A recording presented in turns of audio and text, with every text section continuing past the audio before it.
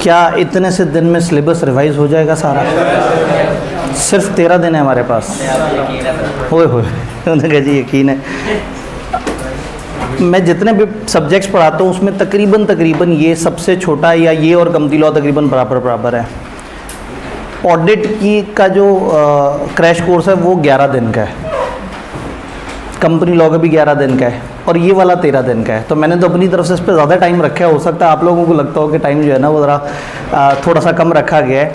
अगर आप डेली साथ साथ पढ़ें तो सब पॉसिबल है।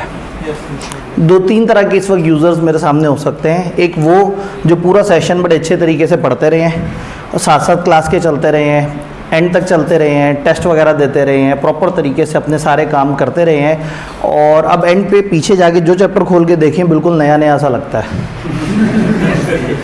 सब कुछ सही था, एवरीथिंग गोइंग फाइन, लेकिन जब पीछे गए तो हमें पता ये लगा कि बी लॉ जितनी तेज़ी से आता है उतनी तेज़ी से चला भी जाता है। तो एक तो वो यूज़र्स हैं जो अच्छे बच्चे हैं लेकिन अब उनको एक रिवीजन की ज़रूरत है।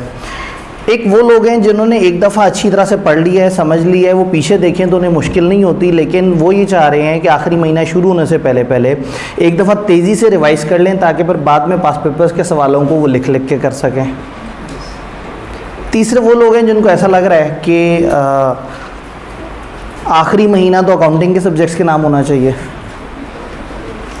और जिनको डेली बेसिस पे एहसास होता है कि अकाउंटिंग्स उनके ज़्यादा टाइम खा जाती है और लॉ जो है वो उसके साथ इंसाफ नहीं कर पाते। तो उन्होंने सोचा है कि एक दफ़ा 2-3 हफ्ते लॉ पे अच्छी तरह से लगा लें और उसके बाद हम पूरा का पूरा अगस्त जो है वो गुजार दें अकाउंटिंग्स कर दें।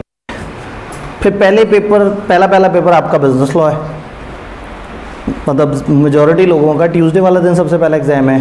तो उन लोगों ने सोचा होगा कि अगस्त तकरीबन 28-29 तक अकाउंटिंग्स वगैरह करते रहें, उसके बाद 5-6 दिन के लिए सिर्फ बी लॉ पे शिफ्ट हूँ और बस बी लॉ को पढ़ते पढ़ते बी लॉ को पास कर लें इंशाल्लाह।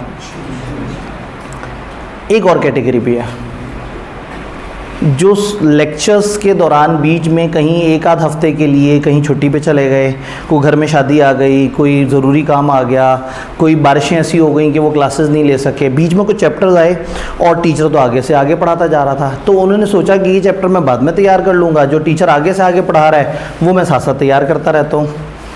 तो उन लोगों को वो वाले दिन बीच में जब एग्जैक्टली वो स्केड्यूल आएगा जो आपका टॉपिक मिस हुआ है, उस दिन मैं यही सजेस्ट करूंगा उन लोगों को कि वो लोग उस दिन स्पेसिफिकली और कुछ ना करें। फॉर एग्जांपल आपका चैप्टर नंबर 14 मिस हो गया, फॉर एग्जांपल आपका चैप्टर नंबर 11 मिस हो गया, ये 2 चैप्टर आपके मिस हुए हैं, तो स्केड्यूल में जिस दिन चैप्टर 11 जिस दिन चैप्टर 14 आए उस दिन आपने फिर किसी और सब्जेक्ट को हाथ नहीं लगाना, यहाँ क्लासेस लेनी है और घर जाके अच्छी तरह से रिवाइज करके वो चैप्टर अपना पक्का कर लेना है।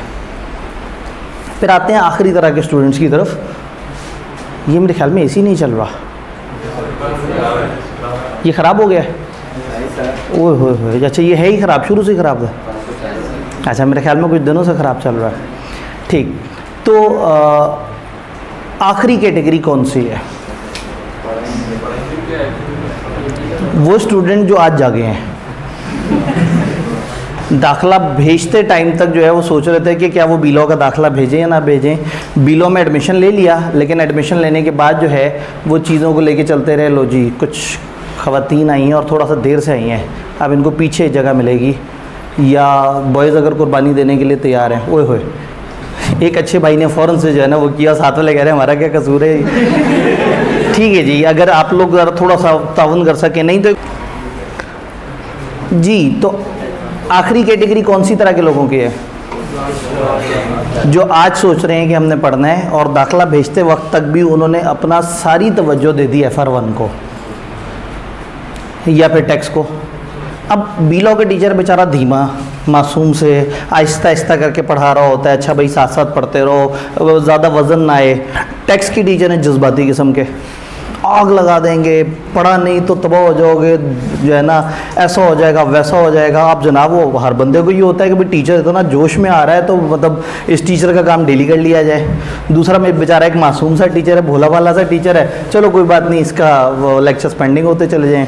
अच्छा, तीसरा अकाउंटिंग वो सब्जेक्ट ही ऐसा है कि आपको टीचर जज्बाती मिले या धीमा मिले, आपने उसको ज़्यादा टाइम देना होता है। तो अल्टीमेटली सब में ना कुछ ऐसे स्टूडेंट्स होते हैं जिनका बी लॉ पीछे रह जाता है, वो लोग, और कुछ ऐसे लोग हैं जिन्होंने PRC का अब जाके पेपर क्लियर हुआ है। और अब जाके पीआरसी के एग्ज़ाम क्लियर होने के बाद वो सोच रहे हैं कि अब तो हम फास्ट ट्रैक में भी एडमिशन नहीं ले सकते, और वो सीए का दाखिला भी भेज चुके हैं जज्बाती होकर, लेकिन अटैम्प्ट दी, उसके बाद जज्बाती होकर दाखिला भेज दिया, लेकिन एहसास हुआ कि नहीं अभी तो ज़रा पॉसिबिलिटी नहीं लग रही।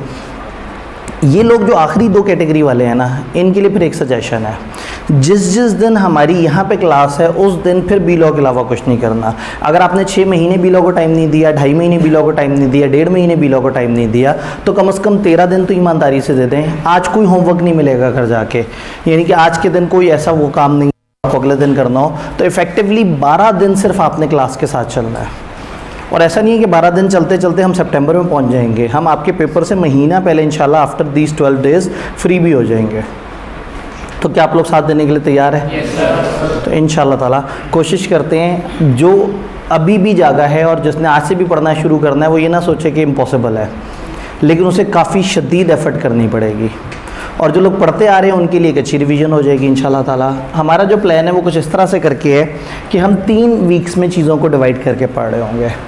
जो सेकंड वीक है हमारा, उसमें 9-10 मुहर्रम आ जाता है, और 9-10 मुहर्रम अगेन आपको पता है इस्लामिक डेट्स जब तक चांद अनाउंस ना हो तो थोड़ा टेंटेटिव होती हैं, तो ये 2 दिन भी हो सकते हैं और इससे अगले 2 दिन भी हो सकते हैं। तो ऑन सेफर साइड मैंने यहाँ सैटरडे पे कोई चीज़ प्लान नहीं की, और यहाँ पे इस तरह का गैप रखा है क्योंकि बहुत सारे ऐसे स्टूडेंट्स होते हैं जो इस पर लॉन्ग वीकेंड के तौर पर जो है वो अपने अपने इलाकों में भी चले जाते हैं, वो रिलीजियसली कनेक्टेड हो या ना हो, लेकिन बहरहाल दोनों तरह के लोग जो कनेक्टेड हैं वो भी अपने घरों को चले जाते हैं, जो कनेक्टेड नहीं है उनको एक साथ 3-4 छुट्टियाँ नज़र आती हैं। तो नॉर्मली 9-10 मुहर्रम पे कॉलेजेस और बाकी जगह पे जो है क्लासेस या एक्टिविटी नहीं होती, तो इसलिए मैंने सेफर साइड इससे आगे प्लान नहीं किया। तो सेकंड वीक में हमारे पास 3 दिन है, और थर्ड वीक में हमारे पास जो है वो फिर से दोबारा 5 दिन है। थर्सडे के बाद सैटरडे, फ्राइडे को एन यही टाइम जो है वो ज़ाहिर है हमारा वो उसको जुमा प्रेयर को अफेक्ट कर रहा होगा, तो ये नोट करना है कि पहले और तीसरे वीक में फ्राइडे का दिन नहीं है, फ्राइडे की जगह सैटरडे है। तो एक ही चीज़ हमने ध्यान में रखनी है, हर दिन का टारगेट है। अगर आप सिलेबस को अच्छी तरह से जानते हैं तो मैं आपको बताऊं, सिलेबस में 4 हिस्से हैं, जिनमें से 2 हिस्से कॉन्ट्रैक्ट एक्ट के नाम है और 2 हिस्से अदर लॉज के नाम पे, अदर लॉज और जो आपका पाकिस्तान का लीगल सिस्टम है। मैंने किया ये कि कॉन्ट्रैक्ट एक्ट को अदर देन जो उसके 3 सबसे इंपॉर्टेंट चैप्टर्स हैं ये पहले वीक में डिवाइड कर लिया है। ये कॉन्ट्रैक्ट एक्ट के वो चैप्टर्स हैं जो मासूम से हैं, बहुत ज़्यादा लेंथी नहीं है, और साथ साथ कवर होते जाते हैं, लॉजिकली समझ आती जा रही होती है। लेकिन अगर हम बात करें कॉन्ट्रैक्ट एक्ट में 3 कौन से चैप्टर सबसे ज़्यादा सवाल आते हैं, तो चैप्टर 4, 6 और 7 ICAP के सबसे फेवरेट है। तो कोशिश ये की है कि जिस वीक में आपके पास मार्जिन ज़्यादा है, चैप्टर 6, 7 और 4 करें, फिर आगे आपके पास 3-4 दिन का मार्जिन आ जाए तो कॉन्ट्रैक्ट एक्ट जो कि हमारा हाफ सिलेबस है वो आप, और उसमें लॉजिकल पोर्शन काफ़ी ज़्यादा है, वो आप अच्छी तरह से रिवाइज़ कर सकें। फिर हमारा जो वीक आएगा उसमें हम अदर लॉस कर रहे होंगे इंशाल्लाह ताला। अदर लॉस करते करते जो है वो हम चीज़ों को लेके चल रहे होंगे। आपने इसमें नोट किया होगा कि यहाँ आपको चैप्टर 1 नज़र नहीं आ रहा, ये यहाँ पे इसके नीचे वाला लाइन आइटम था, बेचारा जो है ना वो लाइन ऊपर होने की वजह से मिट गया। तो चैप्टर 15 इतना नहीं है कि वो 2 दिन पे स्प्रेड होते हैं, यहाँ चैप्टर 15 रिमेनिंग के साथ जो है वो चैप्टर 1 क्लब होता है, और अगर हम चैप्टर 1 को उस वक्त क्लब नहीं कर सके तो कोई बात नहीं, हम 1 आध दिन और एक्सटेंड कर लेंगे। उम्मीद है आप लोग तब तक तो जज्बाती होके चल ही रहे होंगे। तो ठीक है, चीज़ों को आगे लेके चलते हैं, ये हमारा प्लान है। थोड़ा देखते हैं कि सिलेबस क्या है, किस तरह से है। मैं नॉर्मल लोगों से कहता हूँ कि आप 6 महीने तक पढ़ते रहें और आपने 6 मिनट बैठ के प्लान नहीं बनाया तो 6 महीने बेकार है। तैयारी सेकेंडरी चीज़ है, पहली चीज़ ये है कि आपने तैयारी करनी कैसे है। अपने सिलेबस को समझना ज़रूरी है, प्रॉब्लम्स को समझना ज़रूरी है, ICAP को क्या इश्यूज़ हैं इस सब्जेक्ट को लेके, ICAP ने किन किन चीज़ों पे क्या क्या बात की है, वो किस तरह से चीज़ों को लेके चल रहा है। तो हम लोग थोड़ा सा डिस्कस करेंगे कि व्हाट आर द बुक्स जिनको फॉलो करना चाहिए, या जो भी आप जिस तरह से चीज़ों को लेके चल रहे हैं, इश्यूज़ क्या हैं, कोई रीसेंट चेंजेस तो नहीं आई हैं ICAP की तरफ से किताब में, और इसी तरह से syllabus outline, tips and techniques. और इस तरह से रीसेंट चेंजेस ICAP की तरफ से किताब में, कहीं आप इसको लेके परेशान तो नहीं कि ICAP ने कोई किताब में रिसेंटली बहुत ज़्यादा चेंजेस कर दी? हमारे सिलेबस में ज़ीरो चेंज है। असल में होता ही है कि आई कैप डिफरेंट सब्जेक्ट्स के जो है ना वो आउटलाइन देता है, एग्जामिनेशन गाइडेंस देता है, तो उस एग्जामिनेशन गाइडेंस से जो है वो एकदम से सोशल मीडिया में शोर मच जाता है कि वो MFA के अंदर आई कैप ने यही अनाउंस कर दिया, वो FR1 FR2 में आई कैप ने ऐसे ऐसे अनाउंस कर दिया। तो उससे सारे स्टूडेंट्स को ऐसा लगता है कि शायद हमारे सब्जेक्ट पे भी कोई इम्पैक्ट आया होगा। हमारा सिलेबस 100% वही है जो पिछले सेशन में था। अगर आपके पास इससे पिछले सेशन की किताब भी है तो दैट इज़ 100% वैलिड, सब कुछ वही है। फ़र्क कहाँ पे आया है, पिछले सेशन में आई कैप की जब किताब थी, आई कैप क्या करता है हर 1-2 अटैम्प्ट बाद ना अपनी किताब थोड़ा सा रिवैम कर देता है, रिवाइज कर देता है। वो रिवाइज क्यों करता है, ड्यूरिंग सेशन मुख्तलिफ टीचर्स मुख्तलिफ स्टूडेंट्स ने आई कैप को बताया होता है जी आपकी फ़लाना एग्जाम्पल में ये एरर है, आपके फ़लाना एग्जाम्पल में इस तरह से मसला है। तो इस सेशन के स्टार्ट में भी उन्होंने अपनी आई कैप ने अपनी ऑफिशियल बुक जो रिवाइज की तो उन्होंने किया ये कि जिन जिन एग्जाम्पल्स में एरर थे वो एग्जाम्पल्स ठीक कर ली। उसके अलावा जो प्रैक्टिस क्वेश्चंस हैं उनकी प्रेजेंटेशन चेंज कर ली। पहले वो हर कॉन्सेप्ट के नीचे प्रैक्टिस क्वेश्चन दे रहे होते थे, अब उन्होंने उन सारों को इकट्ठा करके पूरे यूनिट के एंड पे देना शुरू कर दिया।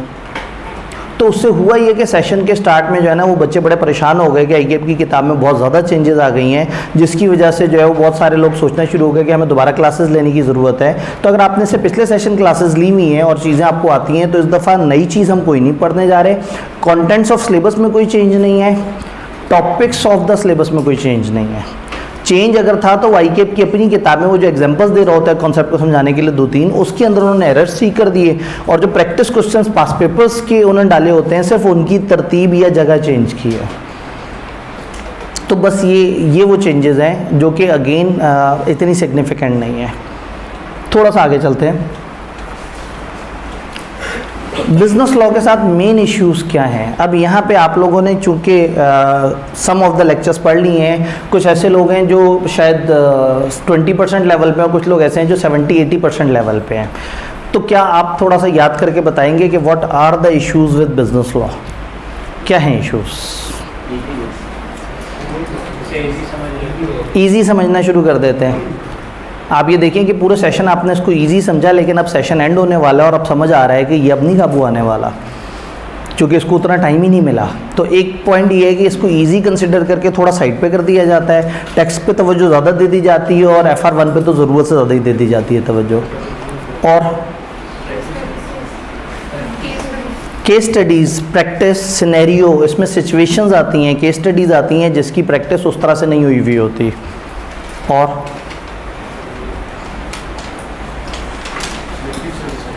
सिलेक्टिव स्टडी एक प्रॉब्लम है कि आपको बहुत सारे लोग सजेस्ट कर देंगे कि इस चैप्टर से तो कभी सवाल आता है कभी नहीं आता, पिछली दफ़ा सवाल आया था तो शायद इस दफ़ा ना आए, तो आप ये चैप्टर छोड़ दें। तो वो होता है पूरा ये कि कुछ फेसबुक के सियाने स्टूडेंट हैं वो पूरा एक जायचा तैयार करके रखते हैं, उसमें वो बताते हैं कि कौन से वो 13 चैप्टर्स हैं 18 में से जिनमें से इस दफ़ा पेपर आना है। और आप सोचते हैं कि चूंकि वो इतने एक्सपीरियंस लोग हैं, इतने तजर्बाकार लोग हैं, तो आप 16, 18, 20 साल से पढ़ाते हुए टीचर्स को छोड़ देते हैं और आप उस जायचे पे यकीन कर लेते हैं क्योंकि वो जायचा आपको 5 चैप्टर कम तैयार करने का कह रहा है, जबकि टीचर जो है वो जालिम आपको ज़्यादा पढ़ने का कह रहा है। तो ये भी कुछ मसलो मसाइल हैं। तो जब वो एंड पे आपको इस तरह से सजेस्ट करता है और आप ये सोचते हैं कि चलो ठीक है, अच्छा बंदा है, मेरी भलाई में बात कर रहा है, आप एक चैप्टर छोड़ देते हैं काम का और अचानक से पता लगता है कि पेपर में वहाँ से सवाल आ गया। आई कैप का पेपर में पैटर्न काफ़ी रैंडम है। ये बड़ा मुश्किल है कि हम डिफ़ाइन करें कि कौन से चैप्टर में से लाजमी सवाल आएगा, कौन से में से नहीं आएगा। उसने जोन बनाए हुए और जोन में चैप्टर जो उन जोन में से वो स्प्रेड करके सवाल पूछ रहा होता है। फिर पेपर में एक सवाल के कई 2-2, 3-3 पार्ट्स भी होते हैं। टिपिकली इस पेपर में 22, 23, 24, 25 पार्ट्स होते हैं अदर देन MCQs। यानी उनकी कोशिश ये होती है कि 3-3, 4-4, 5-5 नंबर के लिए मार्क्स को स्प्रेड करें और तकरीबन पूरे सिलेबस में फैल जाएं, और बड़ा कम ही ऐसा होता है कि वो किसी चैप्टर को बिला वजह छोड़ दें। बट अगेन अगर एक चैप्टर एक ग्रेड में से छोड़ दिया तो उस ग्रेड के बाकी सारे चैप्टर्स में से ज़रूर उन्होंने पूछा होगा, और कोई पैटर्न नहीं है। हो सकता है एक दफ़ा छोड़ दिया, अगली दफ़ा आप सोचें लाजमी पूछेंगे, अगली बार फिर छोड़ दिया, पता लगे एक चैप्टर से 3 दफ़ा सवाल आ रहा है, आपने सोचा अब 3 दफ़ा आ गया, आप थोड़ी पूछेंगे, चौथी दफ़ा फिर सवाल पूछ लेंगे। तो कोई स्टैंडर्ड पैटर्न नहीं है। बजाय इसके कि हम ये सोचेंगे एक स्टैंडर्ड पैटर्न है और उसके मुताबिक चीज़ों को लेके चलें, तो इस तरह के शॉर्टकट्स की तरफ नहीं जाना। और क्या इश्यूज़ हैं बिजनेस लॉ के साथ? क्रैम करना मुश्किल है और लैक ऑफ इंटरेस्ट है। बिजनेस लॉ जो है वो अमूमी तौर पर माना जाता है खुश सब्जेक्ट है, नॉर्मली लोग कहते हैं बस इसे रट्टा मारना होता है और उसके अलावा और कोई सोल्यूशन नहीं है। ऐसे में अगर अच्छे तरीके से समझा हुआ हो तो इसमें काफ़ी मज़ेदार लॉजिक्स हैं। मैंने कोशिश ये की है, हम लोग 5-6 दिन में भी पूरा सिलेबस ख़त्म कर सकते थे। मैंने कोशिश ये की है कि इसको इतना स्प्रेड कर दें कि किसी भी दिन आपके ऊपर इतना लोड ना आए कि आपको ये बोझ सा लगना शुरू हो जाए और आप इस पर परेशान हो, तो आपको डेली मार्जिन मिले कि आप इसको थोड़ा थोड़ा सा करके साथ साथ तैयार कर सकें। तो हर दिन हम जितना पढ़ेंगे वो समझ आना भी ज़रूरी है और फिर बाद में आप उसको कवर भी कर सकते हैं। फिर एक मज़ीद काम ये किया है कि टाइम थोड़ा सा और बचाने के लिए पास पेपर्स की प्रैक्टिस इसमें नहीं शामिल की। होगा ये कि आपने नोट किया होगा, हमने इंफॉर्मेशन के लिए ना कुछ व्हाट्सएप ग्रुप्स बनाए जिसमें ओवरऑल क्रैश कोर्स के लिए लोगों से कहा कि आप आएँ। फिर एक स्पेसिफिक सब्जेक्ट स्पेसिफिक ग्रुप है, अगर आप उसमें नहीं हैं तो मैं उसका लिंक यहाँ पे सामने डिस्प्ले कर दूंगा, या कल जो है ना वो मैं उसका एक जो QR कोड है वो आपके सामने रख दूंगा। उससे ये होगा कि जब आप उस रेलेवेंट ग्रुप में जाएंगे तो उसमें सिर्फ बीलॉ की बातें होंगी। असल में अगर सारे सब्जेक्ट की सारी बातें हर जगह पे चल रही हो ना तो लोग फिर आवाज़ार हो जाते हैं। तो हमने कुछ ओवरऑल ग्रुप्स बनाए हैं जिसमें लोग आगे हमसे पूछ रहे हैं कि हाँ भाई क्रैश कोर्स वगैरह क्या हैं, किस तरह से कब होंगे, उसमें हम ओवरऑल इन्फॉर्मेशन दे रहे हैं। लेकिन ऑनवर्ड बीलॉ की जो डेली इन्फॉर्मेशन है, आपकी क्लास अपलोड होने के बाद उसका लिंक, आपकी डेली के हिसाब से टेस्ट और वो सारी चीज़ें जो है हम उस ग्रुप में डालते रहेंगे। तो उस ग्रुप में क्या होगा कि फिर हम लोग जब हमारा ये सिलेबस ख़त्म होगा तो आपके पास पेपर्स की वीडियोज़ भी शेयर कर रहे होंगे। तो पास पेपर की वीडियोस इस तरह से कर लेंगे कि लास्ट सेशन ICAP में रिवीजन क्लासेस हुई थी मेरी, और वहाँ मैंने एक चैप्टर को छोड़ के बाकी सारे पास पेपर समेत कराए थे, जितना टाइम था उसके हिसाब से। तो वहाँ से हम कट करके और आप लोगों को जो है वो सिर्फ पास पेपर, क्योंकि पिछले सेशन और सेशन में सिर्फ एक अटैम्प्ट का फ़र्क पड़ा है, वो पास पेपर्स की जो वीडियोज़ हैं हम यहाँ पे दे देंगे। उससे क्या होगा कि हमारा जो लेक्चर होगा वो प्योर बड़े अच्छे तरीके से जो है चीज़ों को लेके चल रहा होगा और हमारे पास सफिशेंट टाइम होगा चीज़ों को समझने के लिए। इतना कम टाइम नहीं है हमारे पास, 1.25 घंटा डेली, और 1.25 घंटा भी वो वाला जिसमें 2 वे कम्युनिकेशन नहीं है। नॉर्मली क्या होता है, रेगुलर क्लासेस में सवाल होता है, फिर बच्चे सवाल पूछते हैं, फिर आपस में 2 वे डिस्कशन होती है, अगले दिन पिछले दिन का रिकैप होता है, फिर उस पर सवाल जवाब होते हैं, कुछ शुगल वगैरह भी चल रहा होता है। अब इस टाइम पे मैं हमेशा से सीरियस था, इस टाइम अब आप भी सीरियस हो चुके होंगे।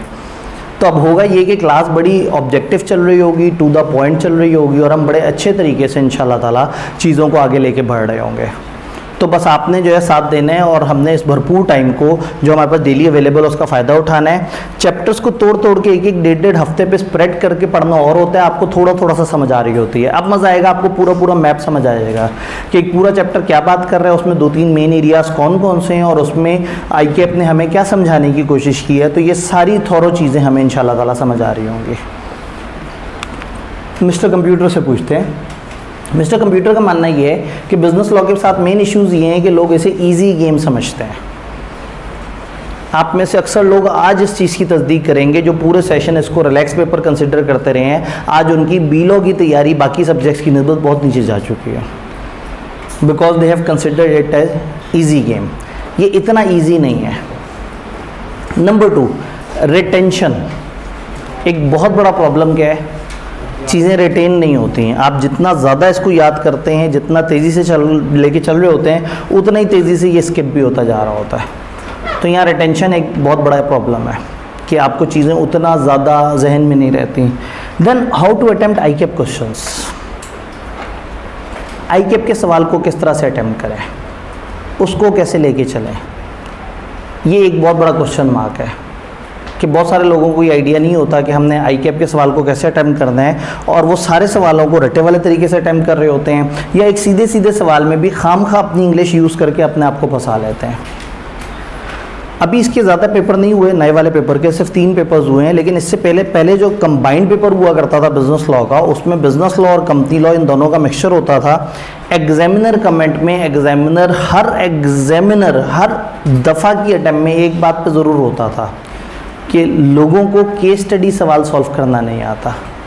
लोगों को पता नहीं है कि हमने जो इस तरह का सवाल है जिसमें लॉजिकल डिस्कशन करनी है उसको कैसे लेके चलना है, जिसकी वजह से बहुत सारे स्टूडेंट्स अपने बहुत सारे कीमती मार्क्स लूज़ कर जाते हैं। तो आज हम थोड़ा सा ये भी समझने की कोशिश करेंगे कि ये जो केस स्टडी सवाल है इनका क्या पैटर्न है, इसको किस तरह से लेके चलना है, किस तरह का सवाल है, हमने उसको किस तरह से कवर करना है। देन AFC पुराना इशू होता था /PRC। पीआरसी के बाद जो है ना एक गलत अप्रोच डेवलप हो जाती है लोगों की कि थ्योरी को टाइम नहीं देना होता और टाइम देना ही सिर्फ न्यूमेरिकल को होता है।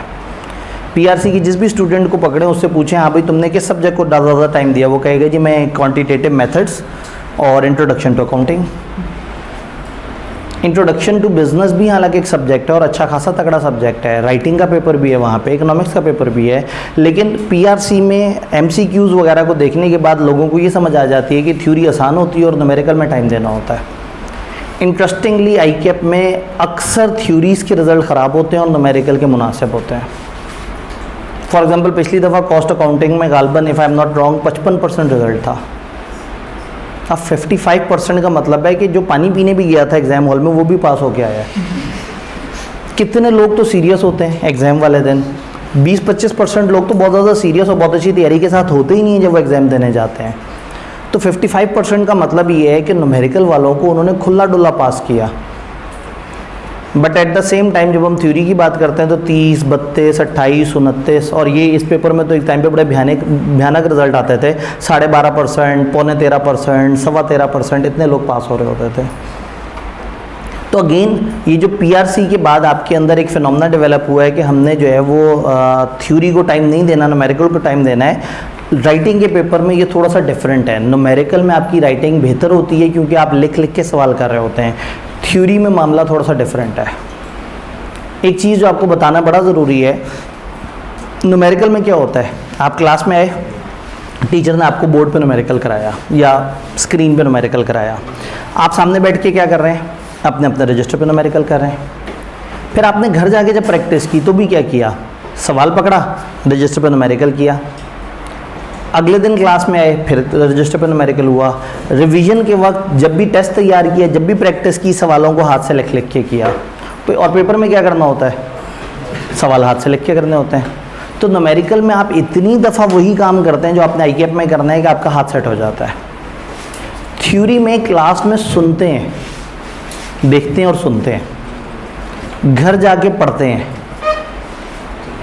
रिवीजन के वक्त रट्टा लगाते हैं और पेपर में लिखते हैं।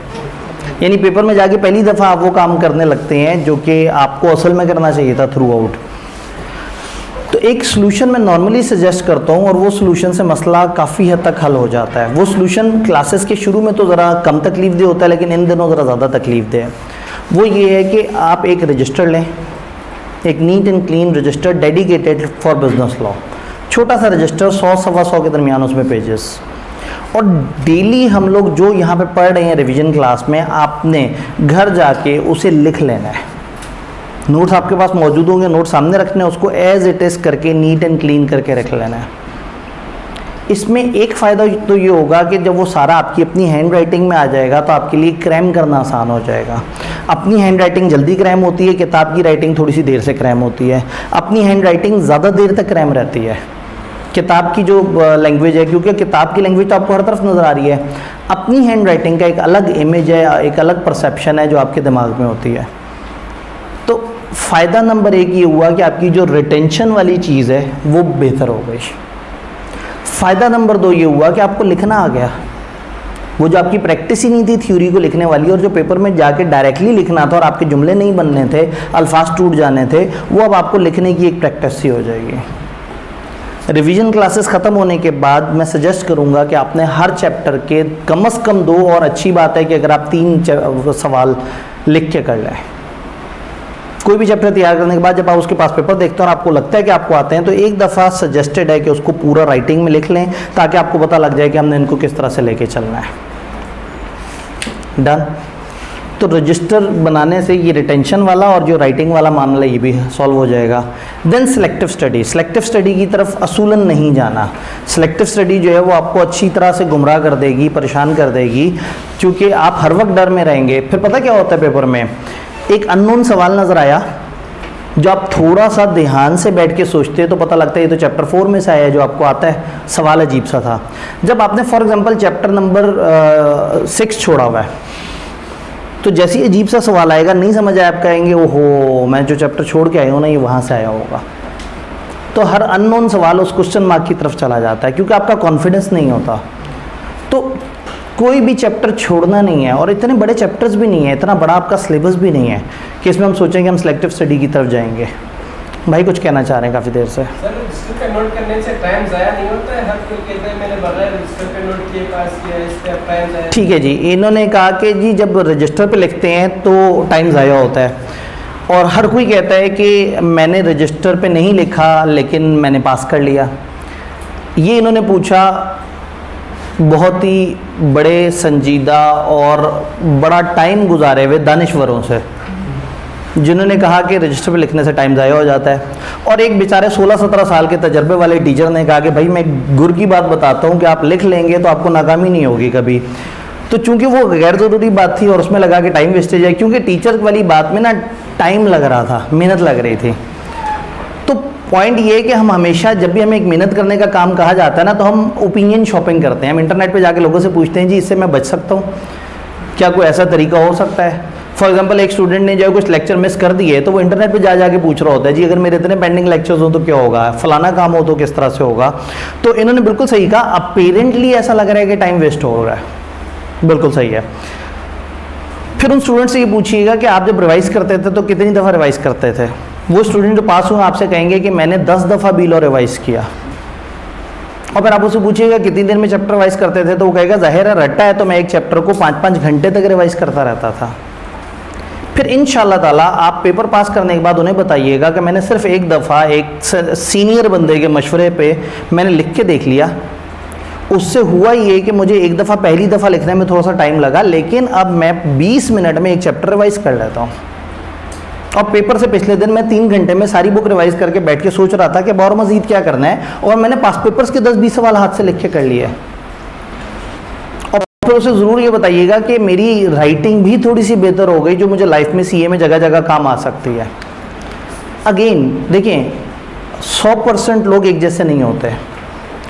15 से 20%, 25% लोग ऐसे होंगे जिनका रट्टा इतना तेज़ होगा कि वो कहेंगे सर हमारा रट्टा इतना तेज़ है हमें लिखने की ज़रूरत ही नहीं है।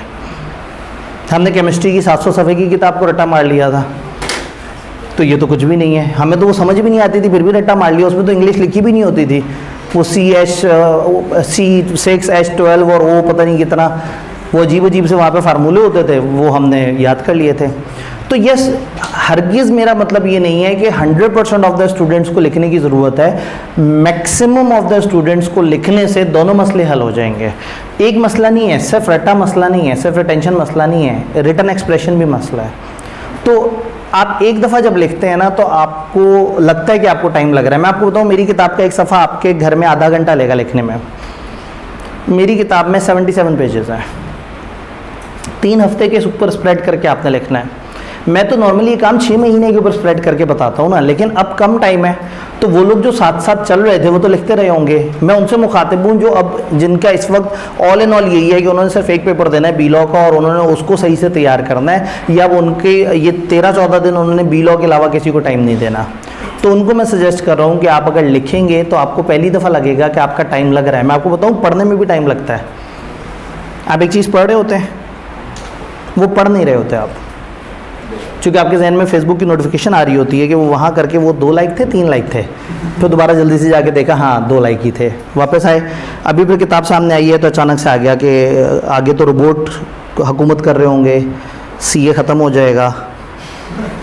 अब सामने किताब है लेकिन आपके जहन में पूरे पाकिस्तान के सारे मसलों मसाइल है। पाकिस्तान डिफ़ॉल्ट होने वाला है, सीए जो है वो आगे जाके ख़त्म हो जाएगा, पाकिस्तान में सीए का स्कोप ख़त्म हो चुका है। अच्छा भला एसीसी करने के बारे में सोच रहा था, महंगा बहुत था, मैं इंजीनियरिंग में क्यों नहीं गया, मेरी ज़िंदगी का क्या मकसद है, मैं क्या कर रहा हूँ अपने साथ, और क्या मुझे इस वक्त सोने ही जाना चाहिए। ये होता है थ्योरी ये करता है आपके साथ, क्योंकि आप सामने देख रहे होते हैं ना। लिटरली अगर आपको सिर्फ ये लिखने वाला काम हो ना तो आप सामने देखेंगे और आपने लिखना है, तो दिमाग, आंखें बड़े ध्यान से ईमानदारी से पढ़ के दिमाग को पैगाम देंगी कि मैंने पढ़ा क्या। दिमाग इंतहाई ईमानदारी से हाथ को पैगाम देगा कि तुमने लिखना क्या है, और लिखे हुए को आंखें दोबारा से पढ़ के दिमाग को कहेंगी ये वही है, और एक दफ़ा उधर चेक भी कर लेंगी। आपको पता भी नहीं लगेगा, आपके ये 3-4 उस जो है वो एक दूसरे के साथ इतनी परफेक्ट कम्युनिकेशन कर रहे होंगे कि उस टाइम पर आप नोटिफिकेशन के बारे में सोच ही नहीं सकते, क्योंकि आपने तो दिमाग को मसरूफ़ कर दिया कि ध्यान से पढ़ो और लिखना है। तो जो लिखते हुए पढ़ता है ना वो बहुत ही ध्यान से पढ़ता है, और जो बगैर लिखने के लिए पढ़ रहा होता है वो बस पढ़ नहीं रहा होता, सामने किताब होती है और वो को प्रॉपर तरीके से काम नहीं कर रहा होता। क्या ये बात समझ आई? तो राइटिंग जो है वो उससी चीज़ें इंप्रूव होती हैं, but again exceptions are always there. अगर आपका रट्टा सुपर डुपर तूफानी है और आपको लगता है कि नहीं ठीक है जी आपके लिए लिखना अच्छा नहीं है, तो कम से कम आप ना लिखने से एक चीज़ से बच सकते हैं कि रिटेंशन वाला काम तो जो है आप खुद से कर सकते हैं आराम से। लेकिन अगेन रिटन एक्सप्रेशन का क्या करेंगे? मैं आपको बताऊं, ये 70-77 सफ़े हाथ से लिख लेने से आपका कम से कम एक रिटन एक्सप्रेशन बिल्ड हो जाता है। पेपर में आपको डाउट नहीं होता। बी लॉ के पेपर से वापस आए हुए बच्चों से पूछें, वो कहते हैं सवाल सारे समझ आ रहे थे, लॉजिक भी पकड़ी गई थी, लेकिन लिखने बैठते थे ना तो हम बता नहीं पाते थे जो हमें पता है। तो वो रजिस्टर आपका रिटन एक्सप्रेशन भी बेहतर करता है और आपको सवाल सॉल्व करने के बारे में देखिए ना, जब आप रिटन एक्सप्रेशन बना रहे हैं तो आईकेप के सवाल सॉल्व करने की भी हल्की सी एक आदत बन जाएगी, रिटेंशन का मसला भी सॉल्व हो जाएगा। और वो जो AFC PRC वाला मामला था कि आप न्यूमेरिकल को ज़्यादा तवज्जो दे रहे हैं, थ्योरी को कम दे रहे हैं, थ्योरी को ऑटोमेटिकली तवज्जो मिल जाती है। तो एक आजमूदा नुस्खा है, मतलब मैं इतने अरसे से लोगों को बी लॉ पढ़ाता आ रहा हूँ। ज़्यादातर स्टूडेंट जो है वो रिवीजन क्लास या रेगुलर सेशन के बाद कहते हैं कि सर वो जो लिखने वाला मशवरा था ना उसने ज़िंदगी आसान कर दी। तो अगर अभी तक नहीं लिख रहे तो और एक चैप्टर पे ज़्यादा टाइम लग रहा है तो एक छोटा सा चैप्टर उठाना है। फॉर एग्जांपल चैप्टर नंबर 8, छोटा सा 1 सफ़े का चैप्टर है, उसको लिख के देखें। और जब आप उसे लिखेंगे तो फिर आपको एहसास होगा कि वो बड़ी जल्दी आपके दिमाग में आ गया। और अगर ऐसा ना हो मत लिखें। लेकिन एक चीज़ ज़िंदगी में हमेशा याद रखनी है, मशवरा थोड़े से सीनियर बंदे से लेंगे तो ज़रा ज़्यादा बेहतर होगा। प्रॉब्लम ये है कि आपको टीचर एक इंतहाई अच्छा प्रोटोकॉल, एक अच्छा एक गाइडेंस देता है और उसके बाद फिर आप फेसबुक पे अपने हम असरों से पूछ रहे होते हैं कि जी मेरे टीचर ने तो अजीब सी बात कर दी है, बताओ कोई ऐसी बात जिससे मुझे ये मेहनत ना करनी पड़े। मैं पूरी लाइफ के लिए बता रहा हूँ, ये बड़ी ज़रूरी चीज़ है। वरना क्या है, ये ओपिनियन शॉपिंग वाला जो काम है ना कि जिसमें आप मुख्तलिफ लोगों से राय ले रहे होते हैं कि क्या करना चाहिए, किस तरह से करना चाहिए, वो स्टूडेंट जो हर वक्त उससे पूछता है यार तुम कैसे पढ़ते हो, अच्छा मैं वैसे पढ़ लेता हूँ। फिर थोड़ी बाद एक और बंदा आता है, वो कहता है मैं तो उल्टा लटक के पढ़ता हूँ। आप फिर उल्टा लटक के पढ़ने की कोशिश करेंगे। फिर एक दूसरा बंदा आएगा, वो कहेगा यार इस तरह से नहीं पढ़ते, रात टाइम से सो जाना होता है, सुबह के टाइम पर बड़ी अच्छी पढ़ाई होती है। अब आप रात सोने लेट जाएंगे, नींद तो आनी नहीं है, और जब रात नींद नहीं आनी तो सुबह उठा ही नहीं आना। तो पता लगेगा आप 2-3 दिन ज़ाया करने के बाद आपको एहसास होगा कि आप वो स्टूडेंट ही नहीं है जो सुबह उठ के पढ़ने वाला है। तो हो सकता है आप बहुत अच्छे टाइम पे सुबह उठ के पढ़ते हैं और आपको कोई यार दोस्त आके कहे यार रात के वक्त इतना पुरसुकून टाइम होता है, ठंडा सा मौसम होता है, मैं पढ़ने बैठता हूँ 2 घंटे में सारे सब्जेक्ट रिवाइज हो जाते हैं। आपने कहा यार ये जो कर रहा है मैं ये करके देख लूँ। ना करें इस तरह से। You are your own. अपने आप को समझें, अपनी वीकनेस को समझें। आप अगर कमज़ोर स्टूडेंट हैं तो तवज्जो ज़्यादा दें अपने ऊपर। आपको अगर इंग्लिश लिखने में प्रॉब्लम है तो ये रजिस्टर वाला काम ज़रूर करें। बट अगर आपकी बड़ी अच्छी सेल्फ राइटिंग है तो फिर मैं आपको रट्टा लगाने का भी नहीं कहूँगा। फिर आप सिर्फ कॉन्सेप्ट समझें और पेपर में आप अपनी सेल्फ राइटिंग कर सकते हैं, कोई मसला नहीं। सिवाय डेफिनेशंस के मैं कहीं रट्टा मारने पे आपको वो नहीं कहूँगा। डेफिनेशन में मजबूरी ये है कि उसके अल्फाज एज इट इज़ लिखने होते हैं तो थोड़ा सा मुश्किल में आ जाता है इंसान। क्लियर? तो ये बात डिस्कस होना बड़ा ज़रूरी है कि आपको चीज़ें आइडिया हो कि किस तरह से हैं। ये प्रॉब्लम्स हैं, अगर इन प्रॉब्लम से निकल आए तो फिर मसला हल हो सकता है। ये आपने 13 दिन मेरे साथ साथ चलना है, 13 भी क्या, अब तो 12 दिन रह गए। ये 12 दिन आपने साथ साथ चलना है ताकि आप जो है वो अपने इन प्रॉब्लम्स से जो है वो बाहर आ सकें इंशाल्लाह ताला। सिलेबस को समझना बड़ा ज़रूरी है। पता नहीं इसके ऊपर आपका इमेज आप तक सही आ रहा है? क्लियर है। सिलेबस में हमारे 4 एरियाज़ हैं। Introduction to legal system, then contract act को 2 हिस्सों में डिवाइड करते हैं, कॉन्ट्रैक्ट एक्ट के एसेंशियल्स और कॉन्ट्रैक्ट एक्ट की जो परफॉर्मेंस है। एंड देन हमारे पास आ जाते हैं अदर बिजनेस लॉस। आईकेपी कहता है कि chapter 1 introduction to legal system उसकी वेटेज है 5 से 8 नंबर, यानी वो कहते हैं हम कम से कम 5 का पूछेंगे और ज़्यादा से ज़्यादा 8 का। ये जो ग्रिड बताते हैं ना, सम टाइम MCQs और उसमें डिवाइड होके ना ये ग्रिड कभी कभार थोड़ी बहुत आउट हो जाती है। बट ऐसा नहीं है कि ग्रिड हमेशा इतनी आउट हो जाती है कि आपने इस ग्रिड को कभी कंसिडर ही नहीं करना। आपको एक थोड़ा सा गाइडेंस मिल जाती है कि मेरे 100 नंबर के सिलेबस में 5, 7, 8 नंबर के लिए जो वेटेज है वो चैप्टर 1 की है। इंट्रोडक्शन टू लीगल सिस्टम एक चैप्टर है, चैप्टर नंबर 1। फिर आता है कॉन्ट्रैक्ट एक्ट के एसेंशियल्स। कॉन्ट्रैक्ट एक्ट के एसेंशियल्स में आते हैं चैप्टर 2 से लेके चैप्टर 5 तक। बड़े इंटरेस्टिंग चैप्टर्स हैं, मज़े के चैप्टर्स हैं, लॉजिकल चैप्टर हैं। और 2 से 5 तक आईकेप को चैप्टर 4 बहुत शदीद पसंद है, क्योंकि चैप्टर 4 में 2 एसेंशियल्स हैं और चैप्टर 4 में अच्छा खासा डाटा है। तो चैप्टर 2 से लेके 5 तक ICAP कहता है 20 से 25 नंबर। देन कॉन्ट्रैक्ट एक्ट के अंदर ही चैप्टर 6 से लेके 10 तक ICAP कहता है 25 से 30 नंबर। ये हमारे सिलेबस का सबसे मज़े का एरिया है, हाईली लॉजिकल और बहुत ही स्मार्ट। यानी अगर मैं अपनी किताब के हिसाब से बात करूं तो परफॉर्मेंस ऑफ कॉन्ट्रैक्ट 1 जो है ये 6 सफ़े का है और 4 सफ़े का है। अब सोचें अगर ये सारे सिर्फ 4-4 सफ़े के हैं और 25 से 30 नंबर कह दूँ तो यशी लग जाए। लेकिन इंटरेस्टिंग बात है कि इस जोन में सबसे बड़े चैप्टर के जो नंबर ऑफ पेजेस हैं वो 4 है, क्योंकि ये 4 सफ़े का है, ये 3 सफ़े का है, ये 1 सफ़े का है, ये 1 सफ़े का है, ये 2 सफ़े का है। 11 सफ़े हैं। आपको लिखने में लग रहा है कि टाइम वेस्ट हो रहा है, 11 सफ़े लिख लेंगे। 25 से 30 नंबर अगर कहीं कह दें उनको पक्का कर लेंगे, कम से कम इस तरह से तो चला जा सकता है, फोकस वेटेज तो की जा सकती है। तो 11 सफ़ों के अंदर 25 से 30 नंबर कहता है हमारे सिलेबस का सबसे कम एफर्ट करके सबसे ज़्यादा नंबर जनरेट करने वाला जोन। पसंद भी बहुत है, वेटेज भी अच्छी रखी हुई है उन्होंने और यहाँ से सवाल भी अच्छे पूछते हैं और इसमें क्रैमिंग भी बहुत ज़्यादा नहीं है, लॉजिक ज़रा ज़्यादा है। तो कॉन्ट्रैक्ट एक्ट के 2 हिस्से, एसेंशियल्स जब तक कॉन्ट्रैक्ट नहीं बना तब तक की बात है, और जब कॉन्ट्रैक्ट बन गया तो कॉन्ट्रैक्ट कैसे परफॉर्म होगा उसकी बात है। देन आ जाते हैं अदर लॉज। अदर लॉज में हमारे पास ये 3 चैप्टर पार्टनरशिप के लॉ को डील करते हैं, ये 2 चैप्टर नेगोशिएबल के लॉ को डील करते हैं और फिर 3 चैप्टर्स हैं जिनमें से हर चैप्टर में 2-2 लॉज है। और ये 2-2 लॉज जो है उन्होंने 2-2 सफ़े के दिए हुए हैं, सिर्फ एक इंट्रोडक्शन सा दिया हुआ है डिफरेंट लॉज का। और तकरीबन ICAP इन तीनों चैप्टर्स में से मिला के एक 12-13 नंबर का सवाल ऑन एवरेज पूछ रहा होता है। तकरीबन यहाँ से वो 12 से 15-16 मार्क्स की यहाँ से पूछ रहा होता है, दरमियान में यहाँ से पूछ रहा होता है, यानी वो अपने सिलेबस में स्प्रेड होके नंबर पूछ रहा होता है। अब अगर हमने ये देखना हो कि ICAP इस ग्रेड को फॉलो करता है या नहीं करता, ये ग्रेड आज से 3 अटेम्प्ट्स पहले आई है जब ये पेपर डेवलप हुआ। उससे पीछे ICAP अपनी ग्रेड को बहुत ज़्यादा फॉलो करता था और उसके बाद भी ऐसा नहीं हुआ कि ICAP ने बहुत ज़्यादा उसको फॉलो करना छोड़ दिया। 3 टोटल अभी तक अटेम्प्ट्स गुजरी हैं, स्प्रिंग 22, ऑटम 22, स्प्रिंग 23। जब ICAP ने कहा कि मैं 5 से 8 नंबर के लिए पूछूंगा तो 6, 7 और रिसेंट अटेम्प्ट में 6 ग्रिड फॉलो हुई है। तो इसका मतलब है चैप्टर 1 की इंडिविजुअल वेटेज हमें समझ आ गई है कि औसतन 6-7 नंबर का पेपर यहाँ से आ रहा है।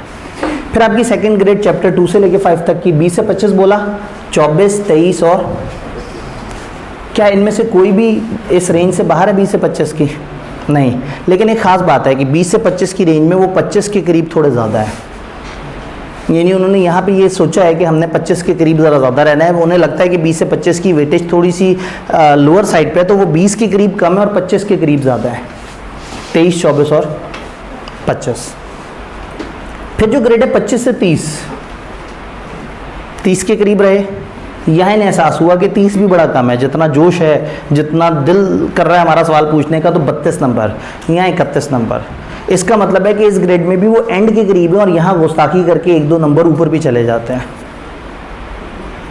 अदर लॉस की बात करें, 35 से 52 कहा था, 38, 43।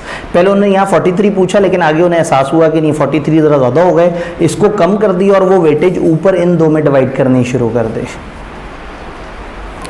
तो अगर मैं बात करूँ टोटल मार्क्स की, तो कॉन्ट्रैक्ट एक्ट से 25 + 31 56 मार्क्स यहाँ, 55 मार्क्स यहाँ, 51 मार्क्स यहाँ। तो टेक्निकली आधे से ज़्यादा नंबर कॉन्ट्रैक्ट एक्ट से आ रहे हैं। और चूंकि कॉन्ट्रैक्ट एक्ट से majority of the questions logical होते हैं, तो हमने अपनी इस रिवीजन क्लास में उसको टाइम ज़्यादा दिया है और फिर जो रटे वाले सीधे चैप्टर शुरू हो जाते हैं उनको टाइम हमने थोड़ा सा कम दिया है। और इसमें भी चैप्टर 4, 6 और 7 ये 3 जो उनकी प्रेफरेंस है, ये हमारी जो ग्रिड है। अब देखिए हमने अपने सिलेबस को किस तरतीब में करना है। चैप्टर 2 से लेके 5 तक की ग्रिड करते हुए चैप्टर 4 स्किप कर दिया, फिर अगली ग्रिड में 8, 9, 10 कर लिया और 6, 7 स्किप कर लिया। तो ये दोनों ग्रिड्स कवर की उन 3 इंपॉर्टेंट चैप्टर्स के बगैर, और फिर ये 3 चैप्टर्स को अलग अलग से हमने टाइम दे दिया। तो उससे ये होगा कि आपको अगर इस वक्त तक थोड़ा पीछे भी रह गए हैं तो आपके पास इस वीक के एंड तक इतना टाइम होगा कि आप पीछे से उसको मैनेज कर लेंगे इंशाल्लाह। देन हमारे सारे अदर लॉज जिसमें चैप्टर नंबर 1 नज़र नहीं आ रहा, उसके लिए हम एंड पे कुछ टाइम निकाल लेंगे अलग से इंशाल्लाह। डन। सिलेबस आउटलाइन और ये चीज़ें हमें समझ आ गई। पेपर का पैटर्न क्या है, आप में से जो लोग पहले से पढ़ते आ रहे हैं वो जानते हैं, लेकिन मैं फिर से एक दफ़ा रिकैप दे दूं कि हमारे पेपर में 15 मार्क्स के MCQs हैं और 85% रिटन सवाल है। ये जो रिटन सवाल हैं इसको दो कैटेगरीज में डिवाइड किया जाता है, एक को हम कहते हैं नॉलेज बेस्ड और एक को हम कहते हैं एप्लीकेशन बेस्ड।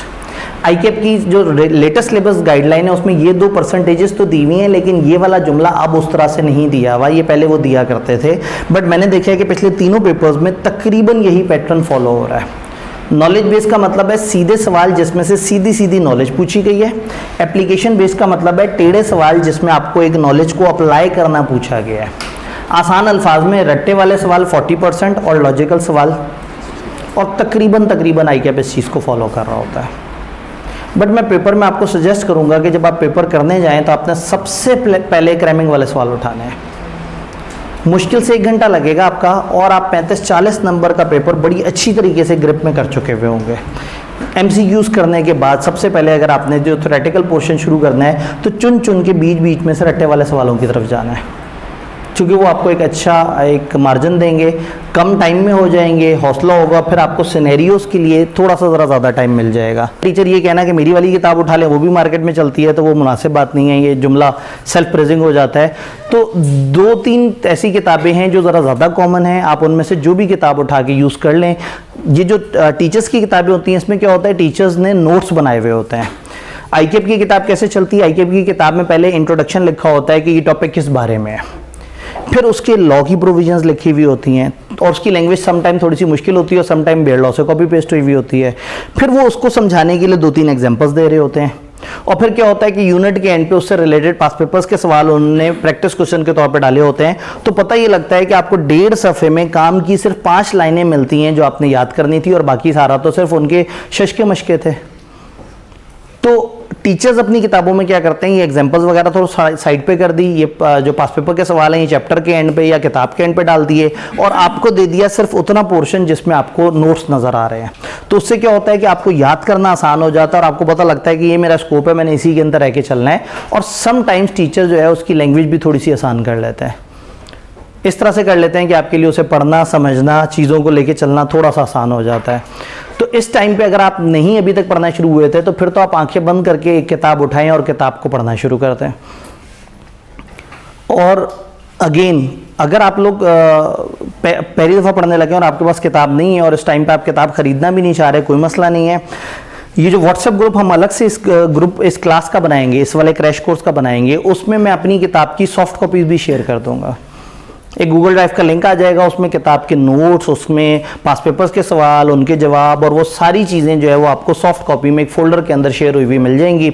आपने बस उस फोल्डर को फॉलो करना है इंशाल्लाह ताला, और उसके अंदर आपको सारा सेटअप मिल जाएगा। वो लोग जिनके पास ऑलरेडी किताब है और उनको बहुत सारे लोग जो है वो बार बार ये बताते रहे हैं कि जी जो किताब होती है, किताब के लिए तो आपने पहले ICAP की किताब देखनी होती है, टीचर जो है वो उनकी किताब का तो फ़ायदा ही कोई नहीं।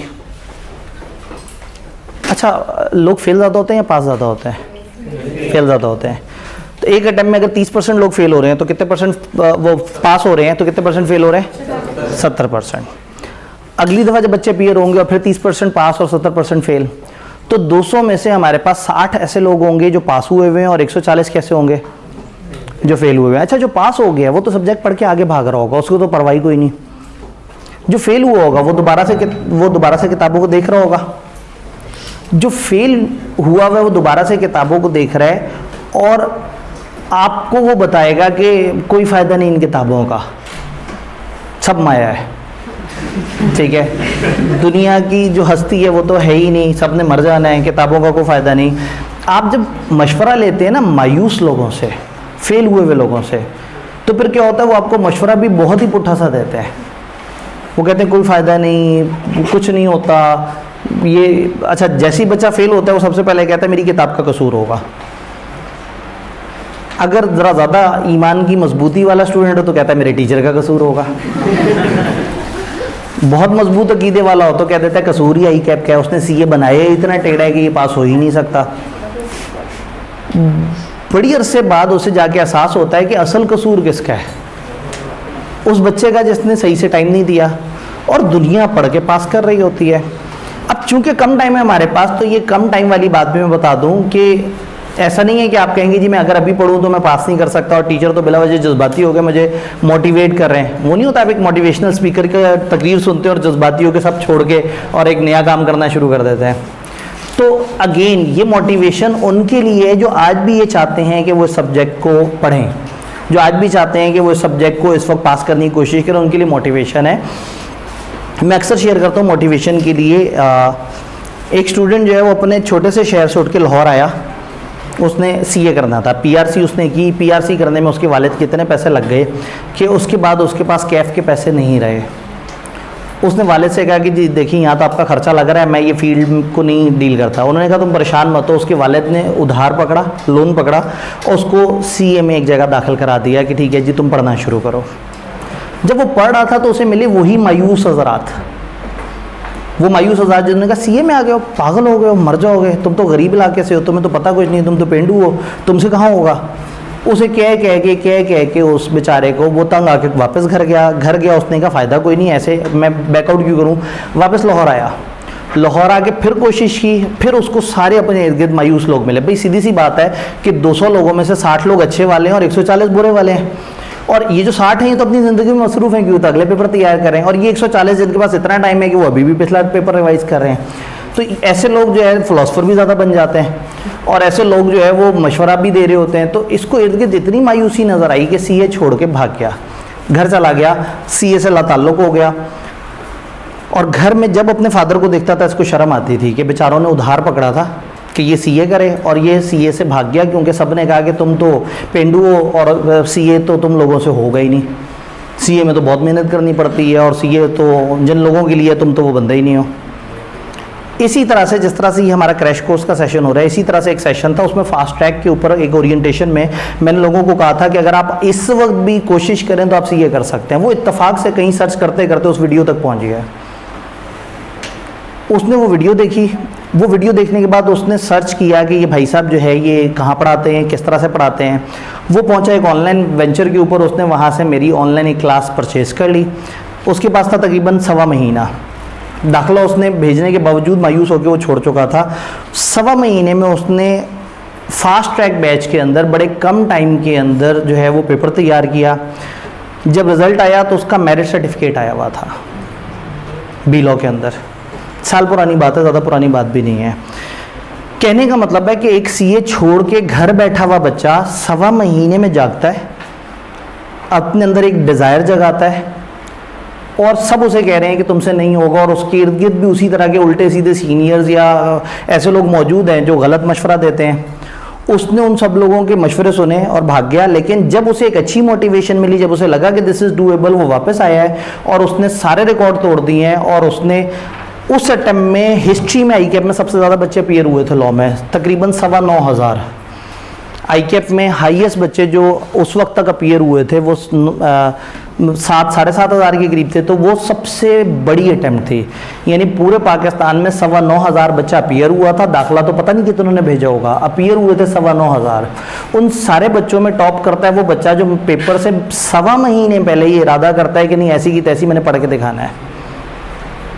तो सब कुछ पॉसिबल है, हमेशा पॉसिबल है, सिर्फ अंदर की जो चिंगारी है ना वो ज़रूरी है। और उसका वो जुमला मुझे अभी तक याद है, कहता है मैं अपने फादर के चेहरे की तरफ देखता था, मुझे शर्म आती थी कि बेचारों ने मेरे लिए उधार पकड़ा हुआ और सारा कुछ है। इंटरेस्टिंग बात यह है कि जब उसने मेरिट सर्टिफिकेट लिया तो जिस वेंचर पे, तो उस वेंचर की पॉलिसी ये होती थी कि जब एक बच्चा मेरिट सर्टिफिकेट लेता है उनके पास, तो वो उसे 50,000 का कैश प्राइज़ देते हैं और उसको लाइफ टाइम स्कॉलरशिप दे देते हैं कि वो सीए के अंदर उस वेंचर पे कभी भी कोई सब्जेक्ट पढ़ेगा उससे कोई चार्जेस नहीं लिए जाएंगे।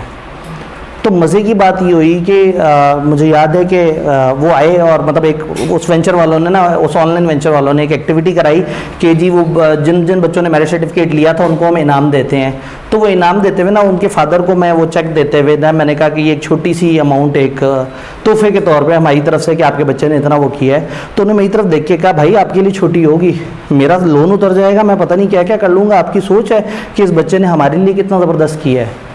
और उसके बाद वो बच्चे ने अपने मतलब वो कर्ज़ भी वापस करवा दिया, अपनी आगे सीए की सारी एजुकेशन फ्री भी करवा ली और एक डगर पे चल पड़ा। तो सिर्फ 1.25 महीने की वो एनर्जी, अंदर का स्पार्क, उसने अपनी फैमिली को उस मुश्किल से ही आज़ाद कर दिया, जो हर वक्त बैठ के सोचते थे कि पढ़ेगा कैसे, इसके लिए हमें उधार लेना पड़ेगा, इसके ऊपर हम खर्चा कैसे करें। और वो सुकून से जो है वो ऑनलाइन पेपर्स पढ़ता जा रहा है, पेपर पास करता जा रहा है, अल्लाह का शुक्र है। तो सिर्फ बात ये है कि मोटिवेशन बड़ी इंपॉर्टेंट होती है, वो मोटिवेशन अपने अंदर ज़रूर जगाएं। और इर्द गिर्द जो मायूस कर रहे हैं ना लोग, इनसे दूर रहें। जो लोग मायूस कर रहे हैं ये आपको हमेशा परेशान करेंगे, ये हमेशा आपको डिस्करेज करेंगे। आई गेस ये नहीं चल रहा, ठीक है। तो इर्द गिर्द के लोग जो है वो आपको मायूस करेंगे, परेशान करेंगे। करना क्या है, किताब में आईकेप की किताब अगर आप पढ़ना चाहते हैं, सम टाइम आपको को कहेगा जी एमसीक्यू तो आईकेप अपनी किताब से देता है। भाई आईकेप एमसीक्यू सिलेबस से देता है, और आईकेप की किताब में आईकेप ने सिलेबस भी डिस्कस किया है, तो कोई भी एमसीक्यू उठाएंगे तो हमें आईकेप की किताब से ही नजर आएगा। इंटरेस्टिंगली स्पीकिंग वही कोई एमसीक्यू उठा के किसी भी टीचर की किताब से देखेंगे, वहां से भी मिल जाएगा। तो ऐसे में इस वक्त किसी की बात सुन के किताब नहीं बदलने। और मज़े की बात है, आप में से कुछ लोगों ने सेशन के बीच में किताब देखी भी होगी, आईकेप की किताब जाके देखी, फिर टीचर की किताब देखी, तो आपको समझ आ गया कि वो सारी बातें टीचर की किताब में मौजूद हैं, सिर्फ उसकी प्रेजेंटेशन चेंज होती है। फिर भी अगर यकीन नहीं है ना तो छोड़ दें, किताब को उठा के फेंक दें और आईकेप की किताब उठा लें। क्योंकि यकीन से करेंगे तो फिर फ़ायदा होगा, बगैर यकीन के करेंगे तो कोई फ़ायदा नहीं है। वही बात है कि शक की हालत में पढ़ी जाने वाली नमाज से बेहतर यकीन की हालत में नींद है। हज़रत अली का कौल है कि वो उस नमाज से बेहतर नींद है जो नींद तो कम से कम यकीन की हालत में हो, और नमाज जो आपने शक में पढ़ी है। तो अगर आपको शक आ जाए, परेशानी हो जाए कि नहीं जी वो मैं छोटी सी किताब करूँ, इस किताब ने कहाँ पास कराना है, फिर उस किताब ने कभी पास नहीं कराना जिस किताब के बारे में आपने ये कह दिया कि इस किताब ने पास नहीं कराना। वो पता नहीं कौन हर दफ़ा पास होने वाले स्टूडेंट्स हैं, पता नहीं वो कौन से ज़्यादा लोग हैं जो बार बार कह रहे हैं कि ये किताब पढ़ लो, इससे ज़िंदगी आसान हो जाती है। तो B law made easy is the book जो कि इसमें आपको हेल्प कर सकती है। और अगेन ऐसा नहीं है कि मैं इसलिए इस किताब की तारीफ़ कर रहा हूँ कि आप लोग इसे खरीद लें और मुझे को बहुत ज़्यादा फ़ायदा हो जाए। आप लोगों को सॉफ्ट में ये ग्रुप में शेयर कर दी जाएगी, लेकिन आई वुड रिकमेंड कि आप आईकेप की किताब अगर यूज़ कर रहे हैं शुरू से, फिर तो वो करते रहें, और अगर शुरू से यूज़ नहीं कर रहे तो आप इस तरह की किताब, और ज़रूरी नहीं मेरी किताब, आप किसी भी टीचर की किताब उठा के देख लें। मेरी किताब के अलावा सर आसिफ की किताब भी है, वो भी काफ़ी ज़्यादा फेमस है। आप कोई से भी, ये मतलब ये 2 किताबें थोड़ी ज़्यादा चलती हैं, कोई भी एक किताब उठा के यूज़ कर लें, और आपको वो हर टीचर ने अपने तरीके से थोड़ा सा ईजी लैंग्वेज करके अपने तरीके से प्रेजेंट कर दिया होता है। बस आपने उस स्ट्रक्चर को फॉलो करना है। डन। अगर मैं ओवरऑल टिप्स एंड टेक्निक्स की बात करूं, ओवरऑल आपने क्या करना है, और यहाँ पे मुझे शायद एक डिवाइस को चलाना हो जो ऑफ है, ये ऑफ है ऑन है, ठीक है। मैं इसलिए इसे पहले से वो कर दी, बहुत सुकून से ऊपर होती है तो हम इतनी देर बातें करते रहेंगे। तो ओवरऑल टिप्स एंड टेक्निक्स में जो कंसर्न है वो ये है कि आपने रजिस्टर लाजमी बनाना है, आपने डेली के डेली पढ़ना है। इन तमाम रिवीजन क्लासेस के साथ एक बड़ी मज़े की चीज़ है कि हम अगले दिन टेस्ट भी ले रहे हैं। अब अगेन अगर मैं क्वालिटी एश्योरेंस डिपार्टमेंट में टीएस हज़रात से रिक्वेस्ट करूँगी जी जो भी बच्चा आके टेस्ट दे आपने चेक करना है, तो उसने मुझे गोली मार देनी है आगे से। वो कहेगा सर जी पहले इतने सारे बच्चों का लोड हमने उठाया हुआ है, हम इन बच्चों को टेस्ट चेक कर रहे हैं। तो हमने क्या किया है कि हमने 2 हिस्सों में डिवाइड कर दिया है। जो स्टूडेंट्स ऑलरेडी यहाँ से पढ़ रहे हैं वो डेली जब भी क्लास पढ़ेंगे तो अगले दिन रूम नंबर 7 में सुबह 9 से लेकर शाम 4 बजे तक एक जगह मौजूद होगी। आप जाके कह सकते हैं कि जी मुझे डे 2 का टेस्ट चाहिए, डे 3 का टेस्ट चाहिए, डे 4 का टेस्ट चाहिए। तो जो रजिस्टर्ड स्टूडेंट्स हैं वो जाएंगे, वो टेस्ट देंगे, उनको टेस्ट चेक होकर मिलेंगे। लेकिन जो अनरजिस्टर्ड स्टूडेंट हैं वो कहेंगे ये तो बड़ी गलत बात है, ये तो हमें मोटिव, ये तो जान के हमें वो किया जा रहा है, धुतकारा जा रहा है कि अगर आपने पैसे दिए होते तो आप भी अच्छे बच्चे होते। वो जो व्हाट्सएप का ग्रुप है उसमें हम टेस्ट और 1 दिन बाद उसका सोल्यूशन भी शेयर करेंगे। तो आपने क्लास अटेंड की, आपने टेस्ट डाउनलोड किया और आपने टेस्ट को अपने तौर पे किया। बीलॉ के अंदर आप 80% असेसमेंट अपने सोल्यूशन के साथ अपने पेपर आंसर स्क्रिप्ट को रख के कर सकते हैं। तो फिर क्या होगा, आप उसको पेपर देखेंगे, सोल्यूशन करेंगे और अपने आंसर शीट को कंपेयर कर लीजिएगा उस सोल्यूशन के साथ जो हमने अगले दिन शेयर किया होगा। फिर भी आप चाहते होंगे कि जी कम से कम एक दफ़ा तो ऐसा हो ना कि कॉलेज मुझे चेक करके बताए कि मैं कैसा लिख रहा हूँ। ये रिवीजन क्लासेस ख़त्म होने के तकरीबन 2 हफ्ते बाद हम एक फुल लेंथ मॉक ले रहे होंगे इंशाल्लाह। फुल लेंथ मॉक आईकेप में जिस दिन एग्ज़ाम है उससे ठीक 2 हफ्ते पहले ICAP में ट्यूसडे वाले दिन एग्जाम है, ठीक 2 वीक पीछे जो ट्यूसडे यहाँ पे होगा, यहाँ एग्जैक्टली ICAP वाले टाइम पे सुबह 9 बजे जो है वो एक फुल लेंथ मॉक कंडक्ट होगा, वही 3.25 घंटे का, वही 15 मिनट रीडिंग टाइम। और उसमें आप चाहे हमारे एनरोल स्टूडेंट हैं, चाहे आप बाहर से आए हुए स्टूडेंट हैं, आप अगर आके वो मॉक करेंगे तो वो हम आपको 2 से 3 दिन में इंशाल्लाह ताला चेक करके वापस कर देंगे। तो अब तमाम लोगों के लिए तमाम तरह के मसाले मौजूद हैं। जो अनरजिस्टर्ड हैं उनको डेली यूट्यूब के लिंक्स भी मिल रहे होंगे, बाकी सारी चीज़ें भी, और जो रजिस्टर्ड हैं आपके पोर्टल पे भी साथ साथ अपलोड हो रहा होगा। तो ऐसे में ताकि जो रजिस्टर्ड उनको ये ना लगे पैसे हमने दिए थे, फ़ायदे दूसरों के हो गए, और जो अनरजिस्टर्ड हैं उनको ये ऐसा ना हो कि जी हमें बस बुला के तो बार बार बेइज्जती कर रहे हैं कि हाँ भाई तुम लोग तो अनरजिस्टर्ड और तुमने तो पैसे नहीं दिए हुए। तो ज़्यादा से ज़्यादा लोगों को इस तरह से अकोमोडेट कर लिया जाएगा इंशाल्लाह। डन। फाइनली ये भाई साहब ऊपर हो चुके हुए हैं। अब हमारी वो एक अहम डिस्कशन कि हमने सवाल किस तरह से करना है।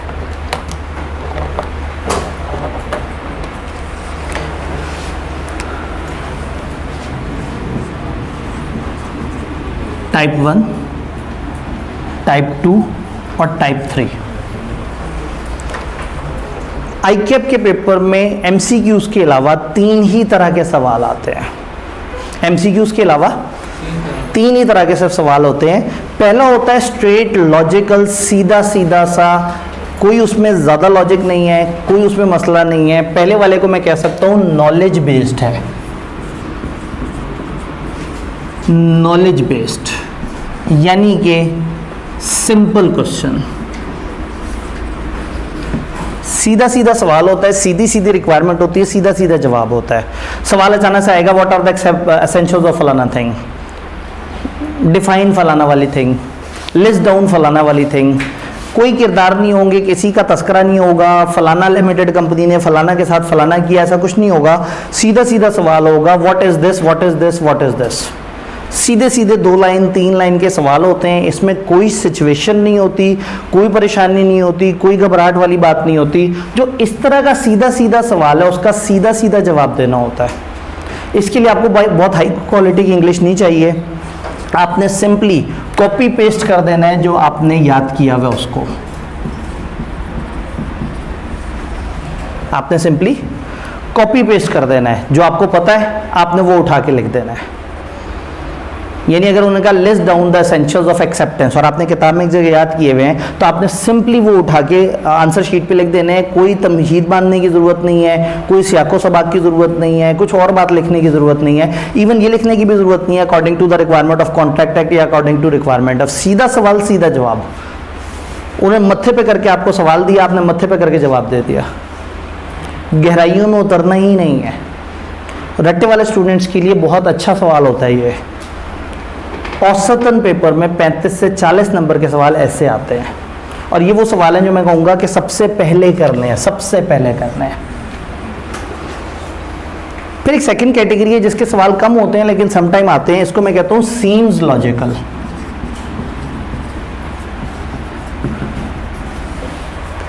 दिखता लॉजिकल है, होता ये भी रट्टे वाला सवाल है। फॉर एग्जाम्पल वो आपसे कहेंगे कि मियाँ अब्दुल कद्दूस जो है वो बड़े परेशान है, उन्होंने कॉन्ट्रैक्ट एक्ट देखा है, वो एक ऑफ़र करना चाह रहे हैं मिस्टर अब्दुल गफूर को, लेकिन उन्हें ये नहीं पता कि ऑफ़र वो कैसे करें। वो आपके पास आए हैं, आप मियाँ अब्दुल कद्दूस को मशवरा दोगे what are the essentials of offer. तो दिल करता है कि ऊपर वाला सारा कचरा उठा के साइड पे फेंक दे, भाई अगर ऑफ़र के एसेंशियल पूछने थे तो इतना मजाक क्यों किया। तो सम टाइम एक सवाल देखने में लॉजिकल लग रहा होता है, लेकिन जब ध्यान से उसे देखते हैं तो वो लॉजिकल नहीं होता। लेकिन चूंकि उसमें मियाँ अब्दुल कद्दूस और उसका जिक्र हुआ होता है, तो अब सिंपल कॉपी पेस्ट नहीं है, आपने पहले एक लाइन का रेफरेंस देना है, रेफरेंस ऑफ क्वेश्चन, और फिर आपने कॉपी पेस्ट कर देना है। ऑफर के एसेंशियल्स आपसे पूछे गए हैं, आपने काम करना है पहले ऊपर की 3 लाइनें छोड़नी है और ऑफर का एसेंशियल उठा के पेस्ट कर देने हैं, क्योंकि आपको डर ही होगा कि अगर मैंने अभी ना लिखा और थोड़ी सी अंग्रेजी इस्तेमाल करने के बाद लिखा तो ऐसा ना हो कि मेरा रट्टा भूल जाए। तो पहले तो अपने रट्टे को उठाएं और जल्दी से ठकाठक करके ऑफर के एसेंशियल्स लिख दें नीचे। आपने क्या किया, आपने ऑफर के एसेंशियल्स, ये मैं इधर बनाता हूँ, ऑफर के एसेंशियल्स आपने यहाँ लिख दिए और ऊपर 3 लाइनें अभी आपके पास खाली हैं, आपने यहाँ लिख दिया और इस वक्त परवाह ही नहीं की कि सवाल में कुछ लॉजिक भी थी। क्योंकि एक ऐसा सवाल है जिसने पूछा रटा है लेकिन किसी इंसान का जिक्र करके, किसी किरदार का जिक्र करके। अब यहाँ बड़े प्यारे तरीके से मियाँ अब्दुल कुद्दूस को भी थोड़ी सी अहमियत दे देनी है। सवाल ने हो सकता है कहा हो कि एक्सप्लेन मिस्टर अब्दुल कुद्दूस के what are the essentials of offer, तो हम कहेंगे we will explain Abdul Quddus that following are the essentials of valid offer, और नीचे वही अपना कॉपी पेस्ट हुआ हुआ। ये वाला जुमला है ना, ये आपको सवाल में से मिल जाना है। सवाल ने एंड पे रिक्वायरमेंट में कहोगे एक्सप्लेन मिस्टर अब्दुल कुद्दूस की व्हाट आर द एसेंशियल्स, तो आपने उसी को नैरेटिव बना के क्या देना है कि we will explain mister Abdul Quddus that following are the essentials of फलाना, और फिर नीचे आपने वो लिख देना है। ये दूसरी कैटेगरी का सवाल है। रट्टा आपने पहले पेस्ट कर दिया और ऊपर आपने सिर्फ 3 लाइनों में थोड़ा सा एहतराम करके उसको कनेक्ट करके आपस में जोड़ दिया। तीसरी तरह का सवाल, प्योर लॉजिकल सवाल।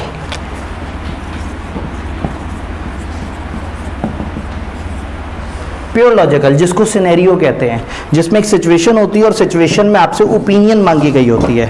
इस सवाल की निशानी ये है कि आपसे ओपिनियन मांगी जाएगी। आपसे कहा जाएगा बताओ जुर्माना पड़ेगा या नहीं पड़ेगा, बताओ सही हुआ या गलत हुआ, बताओ ये काम हुआ या नहीं हुआ।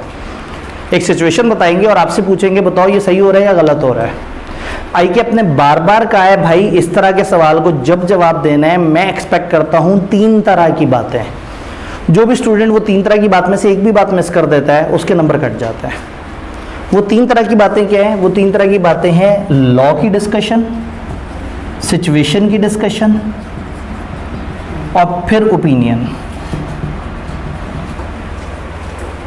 लॉ की डिस्कशन, सिचुएशन की डिस्कशन, ओपिनियन। आप इन 3 की तरतीब ऊपर नीचे कर सकते हैं, लेकिन अगेन वही वाली बात है कि तजर्बे से मैं बता रहा हूं कि ये सबसे अच्छी तरतीब है। सबसे पहले जब लॉ लिखेंगे तो यहाँ आप लिखेंगे अपना क्रैम हुआ हुआ लॉ, जिसमें आपकी अपनी वर्डिंग नहीं होगी, तो मोस्ट प्रॉब्ली आपकी इंग्लिश ज़्यादा ख़राब नहीं होगी। तो कोई भी सिचुएशन अगर आई हुई है, वो आपसे कहते हैं कि जी ए ने बी को जो है वो ऑफ़र भेजी और इससे पहले कि वो ऑफ़र एक्सेप्ट करता उसने ऑफ़र रिवोक कर दी, लेकिन बी ने बाद में एक्सेप्टेंस दे दी। तो बताओ बी ने अच्छा किया या नहीं किया? अब आपको फ़ौरन से समझ आ गया कि बी ने अच्छा नहीं किया, लेकिन ये इतना लिखने का आधा नंबर भी नहीं मिलना। आप पहले कहेंगे कि कॉन्ट्रैक्ट एक्ट ये कहता है कि एक्सेप्टेंस ऑफर के रिवोक होने से पहले पहले हो जानी चाहिए। ये आप कहाँ लिखेंगे? लॉ में। एज पर the requirement of contract act 1872 offer के रिवोक होने से पहले पहले एक्सेप्टेंस हो जानी चाहिए। फिर कहेंगे in this situation mister B ने मिस्टर ए के साथ फलाना ऐसे किया। यहाँ कोशिश करें ज़्यादा लंबा सेंटेंस मत बनाएं, अपनी ग्रामर मत मुश्किल बनाएं, क्योंकि इंग्लिश लिखते हुए आप थोड़ा सा उलझ सकते हैं। एफएससी तक आपने रट्टे वाली इंग्लिश यूज़ की है, जो सवालों में होता था, जो किताब से याद किया होता था वो लिखते थे। यहाँ आपको खुद से लिखना पड़ेगा। तो लॉ में आपने किताब वाली इंग्लिश यूज़ की, सिचुएशन में आपने कहा इस सिचुएशन में ऐसा हो रहा है, और देन आपने ओपिनियन दे देना है कि फिर ये सही हुआ या गलत हुआ। तो जब आप ये तीनों कंपोनेंट पूरे कर देंगे तो फिर आपको मैक्सिमम नंबर मिलेंगे। अब सवाल भले 2 नंबर का ही क्यों ना हो, अगर आप ये तीनों कंपोनेंट पूरे कर देंगे तो हार्डली आपका 1 मिनट एक्स्ट्रा लगेगा, लेकिन वो 2 नंबर आपके पूरे सिक्योर हो जाएंगे। आइए, अपने कई दफ़ा कहा है कि अगर एक लॉजिकल सवाल हम पूछें उसका जवाब हाँ या ना है और स्टूडेंट हाँ या ना में जवाब दे दे, लेकिन लॉ और रेफरेंस ना दे, तो हम उसको नंबर नहीं देंगे। तो आपने तीनों काम करने हैं, कानून भी बताना है एज पर रिक्वायरमेंट ऑफ फलाना। अच्छा, एक चीज़ ये भी जहन में रहे, कॉन्ट्रैक्ट एक्ट और पार्टनरशिप ये 2 एरियाज हैं जहां से सिनेरियो आते हैं। इन सबके अलावा सिर्फ नेगोशिएबल इंस्ट्रूमेंट एक ऐसा चैप्टर है जहां से कभी कभार लॉजिकल सवाल आ जाता है, वरना आप अगर देखेंगे तो चैप्टर 15 हमेशा रट्टे वाला सवाल, 16 हमेशा रट्टे वाला सवाल, 17 हमेशा रट्टे वाला सवाल, 18 हमेशा रट्टे वाला सवाल, चैप्टर 1 हमेशा रट्टे वाला सवाल, 14 में से 80% ऑफ द टाइम रट्टे वाला सवाल, बट 20% ऑफ द टाइम थोड़ा लॉजिकल सवाल भी आ जाता है। तो यूँ समझिए कि कॉन्ट्रैक्ट एक्ट और पार्टनरशिप के अलावा जो चैप्टर्स हैं उसमें फोकस आपका याददाश्त पे ज़्यादा होना चाहिए, उसमें लॉजिकल डिस्कशन उतनी ज़्यादा नहीं है, लेकिन क्रैमिंग थोड़ी सी ज़्यादा इन्वॉल्व है। डन? क्या यहाँ तक की सारी बात समझ आ रही है?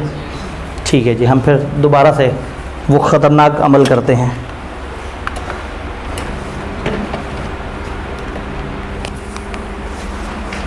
तो ये ओवरऑल टिप्स एंड टेक्निक्स पे हम बात कर रहे थे। तो हमने कहा कि 3 तरह के सवाल हैं, तो पेपर में जैसा सवाल हो उसको उसके एटिकेट्स के मुताबिक करना है। आपको उम्मीद है कि अब तक अच्छी तरह से पता होगा, लेकिन मैं फिर भी आपको रिमाइंड कराना चाहूँगा, पेपर में सिर्फ ब्लैक कलर इस्तेमाल किया जा सकता है, सिर्फ ब्लैक कलर, किसी और कलर का बॉल पॉइंट नहीं चलेगा। पेपर में जेल पेन अलाउड नहीं है, ऐसा पॉइंटर जिसकी इंक फैलती है जेल पेन है। एक बारीक पॉइंटर होता है वो अलाउड है, लेकिन एक ऐसा जो जिसकी स्याही फैलती है जेल पेन है, जो आप लिखते हैं तो वो ज़रा थोड़ा सा फैल जाता है, तो जेल पेन अलाउड नहीं है।